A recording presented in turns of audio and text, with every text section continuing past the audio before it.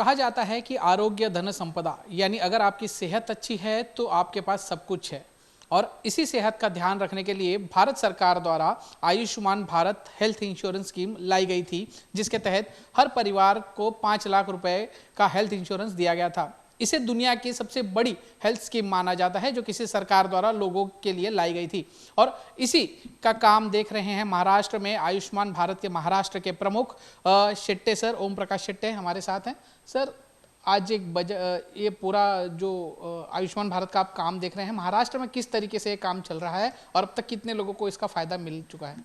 महाराष्ट्र में पहली बार महात्मा ज्योतिबा फुले जन आरोग्य योजना, जो स्टेट हेल्थ एश्योरेंस सोसाइटी के द्वारा ऑपरेट किए गई एक इंफ्रास्ट्रक्चर मोड पे राज्य के जितने भी लोग हैं उनको हेल्थ फैसिलिटी के लिए प्रावधान देती थी अभी तक वो।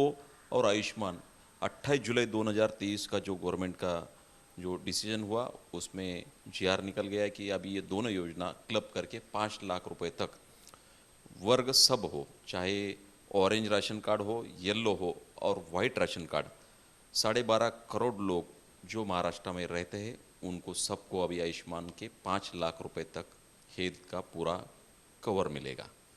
सर, इसको लोगों तक किस तरह से पहुंचाया जा रहा है और लोगों की तरफ से कैसा रिस्पांस मिल रहा है? देख लीजिए, इसमें बहुत सारे लोगों के दिल में ये था कि इस योजना के द्वारा कुछ क्वेश्चन उठाए गए। मैं भी जानता हूँ क्योंकि मैं मुख्यमंत्री वैद्यकीय सहायता कक्ष का चीफ रह चुका हूँ और महात्मा ज्योतिबा फुले जन आरोग्य योजना के ऊपर मैंने डायरेक्टर बोल के इसके पहले भी महाराष्ट्र में काम किया है। तो उसी एक्सपीरियंस को काउंट करते हुए ऑनरेबल प्राइम मिनिस्टर नरेंद्र जी मोदी, इनकी जो ड्रीम प्रोजेक्ट है आयुष्मान, इसको महाराष्ट्र में इम्प्लीमेंट करने के लिए भूतपूर्व चीफ मिनिस्टर, मुख्यमंत्री और अभी जो डीसीएम साहब है देवेंद्र जी फडणवीस, इन्होंने स्पेशल केंद्र से मुझे स्टेट में लाया है और इस स्कीम का मुझे चीफ बनाया है। तो मेरा कर्तव्य बनता है कि इस योजना का लाभ आखिरी लोगों तक, आखिरी बेनिफिशियरी तक किया जाए। इसके अंतर्गत 1000 हॉस्पिटल अभी एमपैनल है, जिसका महात्मा ज्योतिबा फुले जन आरोग्य योजना के द्वारा ऑलरेडी एम्पैनलमेंट है। अभी आयुष्मान का 28 जुलाई का जो जीआर है उसको इम्प्लीमेंट करने का समय चालू है। अभी ऑल ओवर स्टेट में मैं अभी टूर प्रोग्राम पे गया था, अभी 16 डिस्ट्रिक्ट हो गए इसमें से। तो प्रैक्टिकली जिस डिस्ट्रिक्ट में जाता हूँ हर एक डिस्ट्रिक्ट का अलग सा प्रॉब्लम रहता है।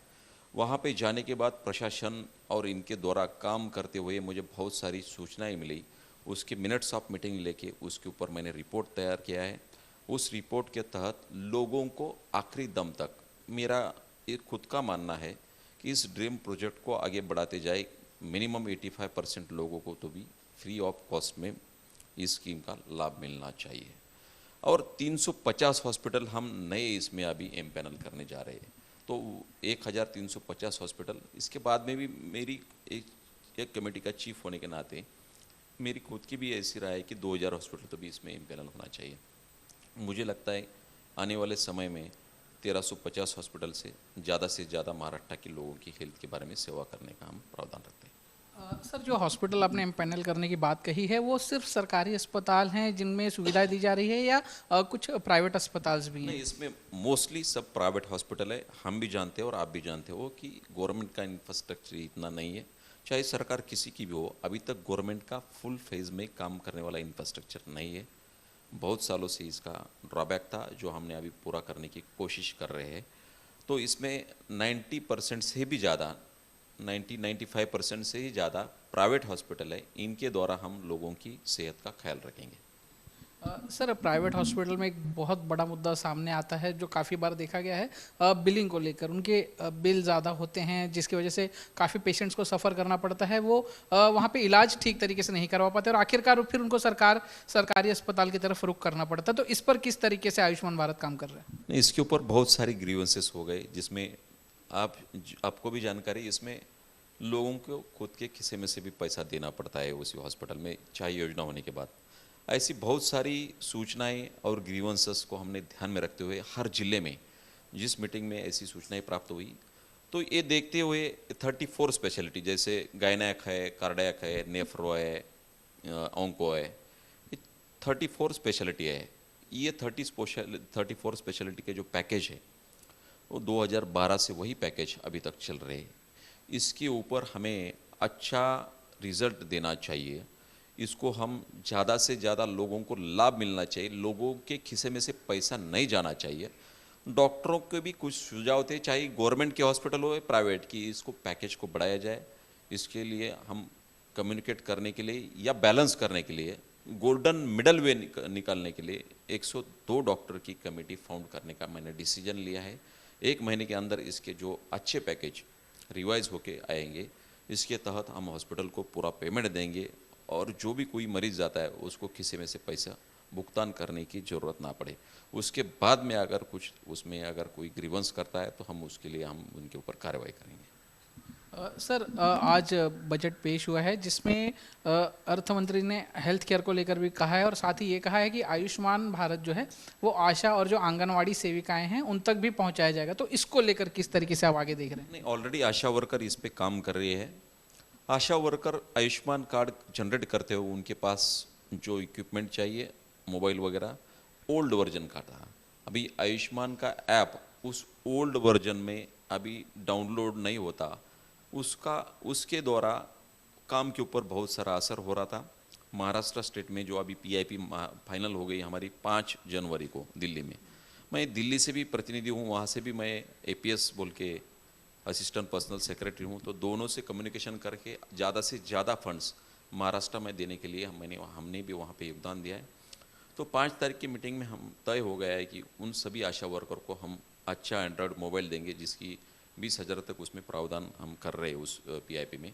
इसके द्वारा आशा वर्कर की EPSC ज़्यादा बढ़ेगी और आयुष्मान का मुझे लगता है महाराष्ट्र का रेशो 50% से नीचे है कार्ड के बारे में।